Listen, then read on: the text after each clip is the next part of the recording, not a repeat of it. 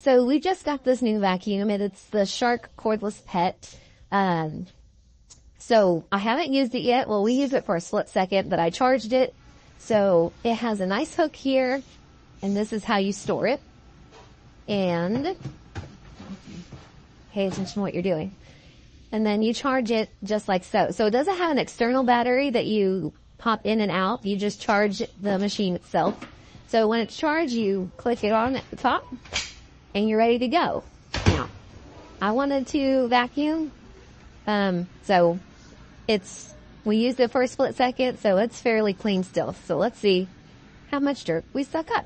So we have two options here. We have the hard floor and then carpet. So when I turn it on, that's the hard floor, and this is for carpet. But this trigger right here, you pull it, and it's like a boost for high traffic areas where you know there's going to be a lot. So if you just want to go over something that's going to have a lot of dirt, you can just pull that trigger and use it as long as you need to. So we're going to vacuum and see what we get with a few passes. I've had 3 chills, so it's going to be here. If you can't tell by the carpet, it's really quiet.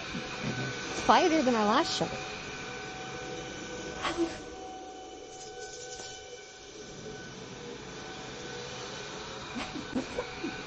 Look at all this zones already. But my own vacuum apparently was not picking up.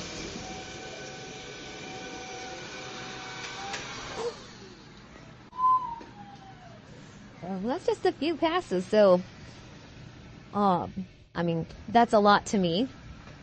And then it does have the option of taking this off and putting on the crevice tool. So this is the crevice tool.